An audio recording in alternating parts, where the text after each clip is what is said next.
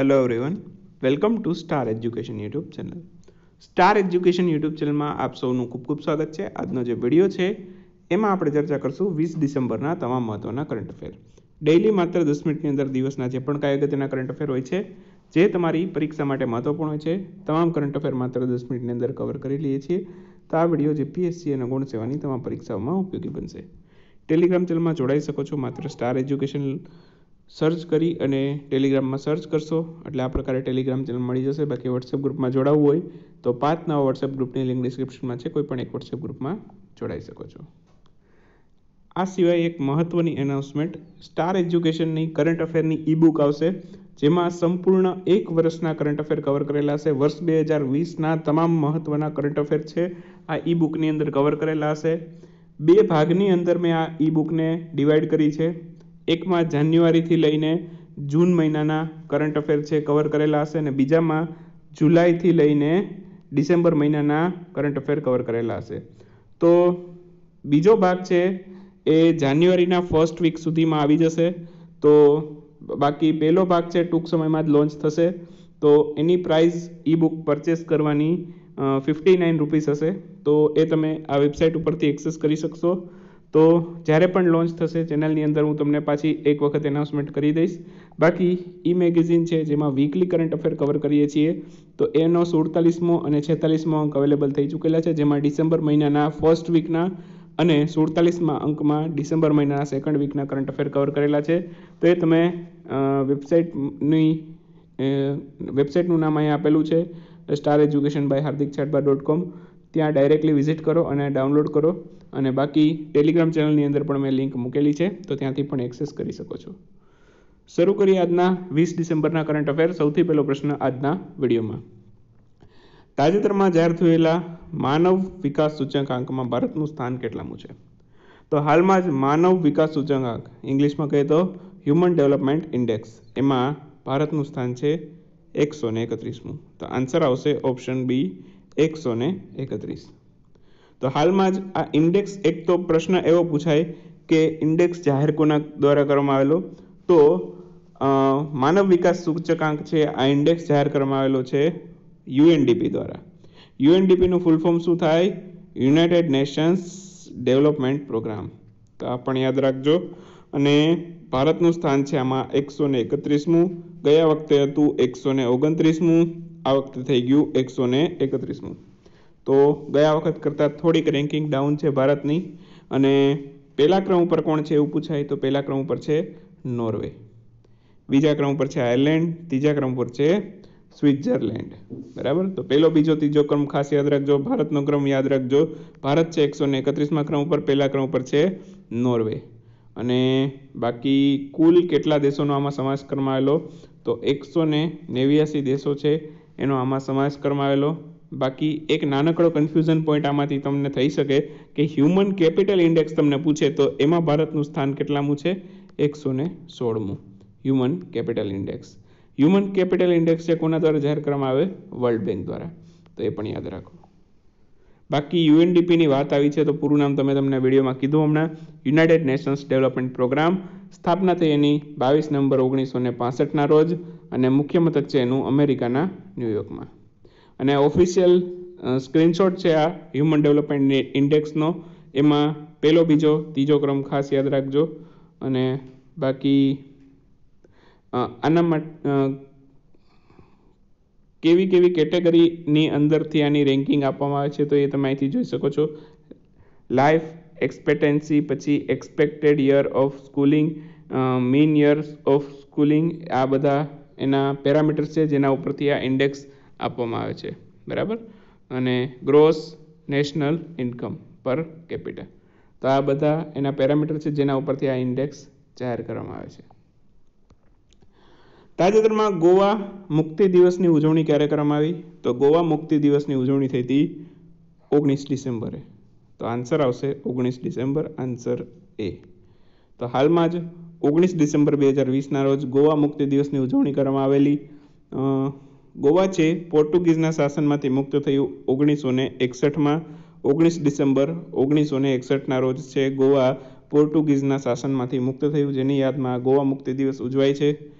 અને 1961 પોર્ટુગીઝના શાસનમાંથી મુક્ત થયું. ત્યારબાદ કેન્દ્ર શાસિત જાહેર ક્યારે થયું? કેન્દ્ર શાસિત જાહેર થયું 1962. બરાબર. તો 1962ની અંદર ગોવા છે કેન્દ્ર શાસિત પ્રદેશ જાહેર થયું. એ કયા બંધારણીય સુધારા દ્વારા જાહેર થયું? તો યાદ રાખજો 12મો બંધારણીય સુધારો. બરાબર. અને બાકી 1987ની અંદર છે ગોવા અને તેની સાથે સાથે મિઝોરમ અને અરુણાચલ પ્રદેશ છે એને રાજ્યનો દરજ્જો આપવામાં આવેલો. તો પ્રશ્ન એમ પૂછાઈ જાય કે ગોવાને રાજ્યનો દરજ્જો કયા વર્ષે મળેલો? તો 1987માં ગોવા છે ભારતનું રાજ્ય બનેલું. બરાબર. ત્યાં સુધી કેન્દ્ર શાસિત હતું. 1961માં મુક્ત થયું. બરાબર. તો આ બધા પોઈન્ટ છે, ખાસ યાદ રાખજો, પરીક્ષાની દ્રષ્ટિએ બધા મહત્વના છે. બરાબર. અને 19મી ડિસેમ્બરે જ સશસ્ત્ર સીમા બળ છે એની 57મી વર્ષગાંઠની પણ ઉજવણી કરવામાં આવેલી. તો એ પણ યાદ રાખજો 19મી ડિસેમ્બરે. તો આટલા મહત્વના પોઈન્ટ છે, બધા યાદ રાખજો. વિશ્વ અરબી ભાષા દિવસની ઉજવણી ક્યારે કરવામાં આવી? વિશ્વ અરબી ભાષા દિવસ ઉજવાયો 18 ડિસેમ્બરે. તો આન્સર આવશે ઓપ્શન સી 18 ડિસેમ્બર. તો 18 ડિસેમ્બર 2020ના રોજ છે અરબી ભાષા દિવસની ઉજવણી કરવામાં આવેલી. સંયુક્ત રાષ્ટ્રની 6 ઓફિશિયલ લેંગ્વેજ છે, જેમાં ફ્રેન્ચ, ચાઇનીઝ, અંગ્રેજી, સ્પેનિશ, રશિયન અને અરબી આ 6 ભાષાનો સમાવેશ થાય છે. અને કયા કયા ભાષાના દિવસો છે સંયુક્ત રાષ્ટ્ર ક્યારે ક્યારે ઉજવાય છે એ બધા યાદ રાખી લો. ફ્રેન્ચ ભાષા દિવસ છે 20 માર્ચે ઉજવાય, ચાઇનીઝ ભાષા દિવસ 20 એપ્રિલે, અંગ્રેજી ભાષા દિવસ અને સ્પેનિશ ભાષા દિવસ બંને ઉજવાય 23 એપ્રિલે, અને રશિયન લેંગ્વેજ ડે ઉજવાય છે 6 જૂને, અને અરબી ભાષા દિવસ આજે હમણાં જ જોયો 18 ડિસેમ્બરે. બરાબર. આજથી 2 દિવસ પહેલા ગયો. તાજેતરમાં ભારતીય તટરક્ષકના બીજા ઓફશોર પેટ્રોલ વેસલ જહાજને તટરક્ષક સેનામાં સામેલ કરવામાં આવ્યું હતું. તેનું નામ જણાવો. તો ભારતીય તટરક્ષક સેના એના બીજા ઓફશોર પેટ્રોલ વેસલ જહાજને તટરક્ષક સેનામાં સામેલ કરવામાં આવેલું. એનું નામ છે ICGS સુજીત. આન્સર આવશે ઓપ્શન સી ICGS સુજીત. તો ઓપ્શન સી આપણો કરેક્ટ આન્સર છે. તો ભારતીય તટરક્ષક સેનાનું આ બીજું ઓફશોર પેટ્રોલ વેસલ જહાજ છે, જેને ડિસેમ્બર 2020ના રોજ કમિશન કરવામાં આવેલું છે તટરક્ષક સેનાની અંદર. જહાજનું નામ છે ICGS સુજીત. બનાવવામાં આવ્યું છે ગોવા શિપયાર્ડ લિમિટેડ દ્વારા. અને બાકી પ્રશ્ન એવો પૂછાય કે તટરક્ષક સેનાનું સૌપ્રથમ ઓફશોર પેટ્રોલ વેસલ જહાજ કયું છે? તો એનું નામ છે ICGS સચેત. તો ખાસ યાદ રાખજો ICGS સચેત સૌથી પહેલું છે, અને બીજું છે સુજીત જેને કમિશન કરવામાં આવેલું છે. બરાબર. અને આ જે સચેત છે એને ક્યારે કમિશન કરવામાં આવેલું? મે 2020માં જ, એટલે કે આજથી લગભગ 6 મહિના પહેલાં.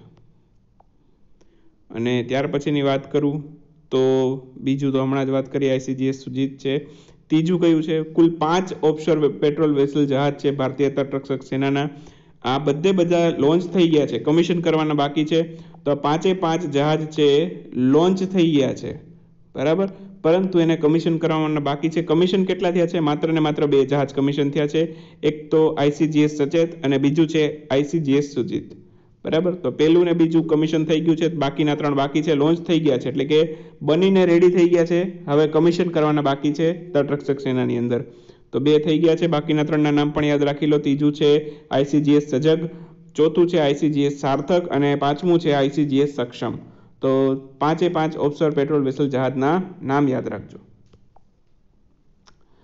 અને બીજી મહત્વની વાત, હમણાં 2 દિવસના કરંટ અફેર મિસિંગ હતા. તો એ 2 દિવસોમાં હું તમારા માટે આ કરંટ અફેરની જે ઈ-બુક છે એના ઉપર જ કામ કરતો હતો.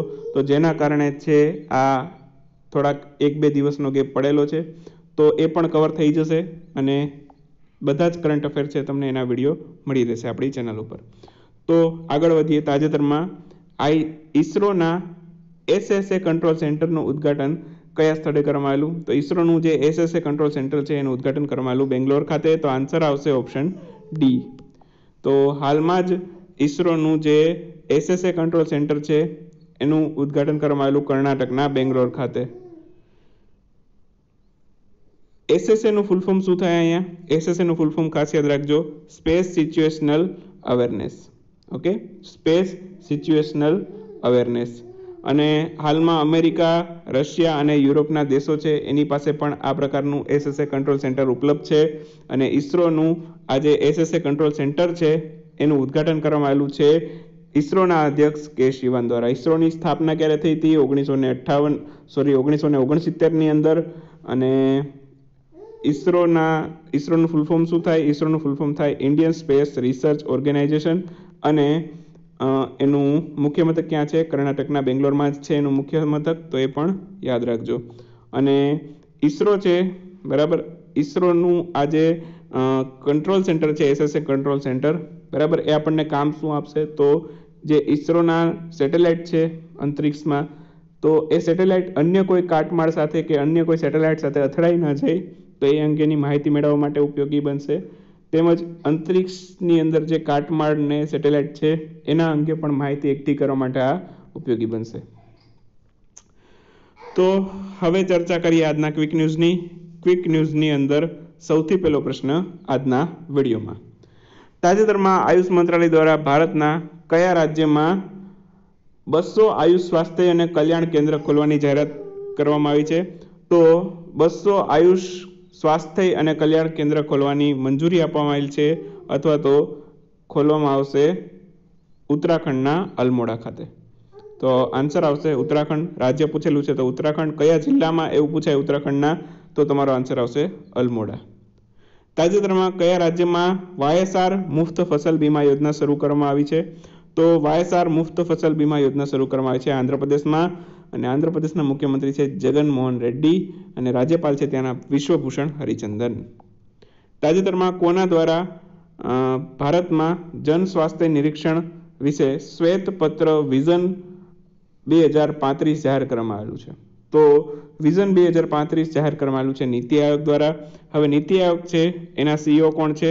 અમિતાભ કાંત છે. અધ્યક્ષ કોણ હોય? વડાપ્રધાન અધ્યક્ષ હોય એના. 2-3 પ્રશ્નો તમને પૂછું છું નીતિ આયોગ વિશે, તમારે મને કહેવાનું છે. નીતિ આયોગ છે, બરાબર, એની સ્થાપના ક્યારે થઈ? નીતિ આયોગનું પૂરું નામ શું છે? નીતિ આયોગ છે એનું પૂરું નામ શું છે? એની સ્થાપના ક્યારે થઈ? અને નીતિ આયોગના હાલના ઉપાધ્યક્ષ કોણ છે? આ 3 પ્રશ્નોના આન્સર આપ સૌએ મને કોમેન્ટમાં આપવાના છે. અને આમાંથી પ્રશ્ન 100% ઘણી વખત રિપીટ થયા છે, તો આપ સૌએ આન્સર આપવાના જ છે, બરાબર. Next question. તાજેતરમાં રોયલ બેંગાલ ટાઈગર એને કયા દેશમાં 3165 કિલોમીટરની ઊંચાઈએ જોવા મળ્યો છે? નોર્મલી રોયલ બેંગાલ ટાઈગર છે જમીન ઉપર જોવા મળે, અને આ પર્વત ઉપર જોવા મળ્યો છે. કયા દેશમાં જોવા મળ્યો છે? 3165 કિલોમીટરની ઊંચાઈએ જોવા મળ્યો છે, એટલે કે બહુ મોટી ઊંચાઈએ જોવા મળેલો છે. અને આ જોવા મળેલો છે નેપાળમાં. તો આન્સર આવશે નેપાળ. બાકી નેપાળની રાજધાની કાઠમાંડુ છે. ત્યાંના વડાપ્રધાન છે કેપી શર્મા ઓલી છે, અને ત્યાંના રાષ્ટ્રપતિ છે શ્રીમતી વિદ્યાદેવી ભંડારી. તાજેતરમાં કયા રાજ્યની સરકારે પોતાના રાજ્યમાં લેન્ડ ગ્રેબિંગ પ્રોહિબિશન એક્ટ 2020 લાગુ કર્યો છે? તો લેન્ડ ગ્રેબિંગ પ્રોહિબિશન એક્ટ 2020 આ લાગુ કર્યો છે ગુજરાત રાજ્યની સરકારે. તો બહુ મહત્વનું થઈ જાય જ્યારે ગુજરાત રાજ્યની સરકાર લાગુ કરે છે, તો ખાસ યાદ રાખજો, લેન્ડ ગ્રેબિંગ પ્રોહિબિશન એક્ટ લાગુ કર્યો છે હાલમાં જ. તાજેતરમાં બિહારના કયા શહેરમાં સૌ પ્રથમ વખત પ્રવાસી પક્ષી મહોત્સવનું આયોજન કરવામાં આવેલું છે? તો બિહારના ભાગલપુર શહેરની અંદર છે પ્રવાસી પક્ષી મહોત્સવનું આયોજન હાલમાં જ કરવામાં આવ્યું છે. તાજેતરમાં ભારત અને કયા દેશ વચ્ચે ચિલાહતી હલ્દીબારી રેલ લિંક છે એને ફરી વખત ખોલવામાં આવી છે? તો હાલમાં જ ભારત અને બાંગ્લાદેશ વચ્ચે ચાલતી ચિલાહતી હલ્દીબારી રેલ લિંક છે એને ફરી વખત શરૂ કરવામાં આવી છે. તો ભારત અને બાંગ્લાદેશ વચ્ચે આ રેલ લિંક ચાલુ કરવામાં આવી છે. તો આન્સર આવશે બાંગ્લાદેશ. બાંગ્લાદેશના વડાપ્રધાન છે શેખ હસીના. ત્યાંની રાજધાની છે ઢાકા અને ત્યાંનું ચલણ છે ટાકા. તાજેતરમાં નહેરુ ઝૂલોજિકલ પાર્કને ISO સર્ટિફિકેશન આપવામાં આવ્યું છે, તે કયા રાજ્યમાં આવેલું છે? તો Nehru zoological park ISO certificate મળ્યું છે અને આવેલું છે તેલંગાણામાં. તેલંગાણાના મુખ્યમંત્રી છે કે ચંદ્રશેખર રાવ, અને ત્યાંના રાજ્યપાલ છે તમિલિસાઈ સૌંદરા રાજન. તાજેતરમાં golden peacock environment management award 2020 આનાથી કોને સન્માનિત કરવામાં આવેલું છે? તો golden peacock environment management award 2020 થી સન્માનિત કરવામાં આવેલું છે સેલને, SAIL, સેલને સન્માનિત કરવામાં આવેલું છે. અને નેક્સ્ટ ક્વેશ્ચન એ જ છે અને આજનો લાસ્ટ ક્વેશ્ચન. સેલનું પૂરું નામ શું છે? Steel authority of India limited આ સેલનું પૂરું નામ છે. સ્થાપના થઈ હતી એની 1954માં. તો બસ એટલા પોઈન્ટ આમાંથી યાદ રાખો. તો વિડીયો આજનો અહીંયા પૂરો થાય છે. મજા આવે તો સૌ લાઈક કરો, શેર કરો આપના દરેક મિત્રો સાથે. નવા હોય તો સબસ્ક્રાઈબ કરો, બેલ સિમ્બોલ દબાવો, જેથી આવનારા વિડીયોની નોટિફિકેશન મળતી રહે.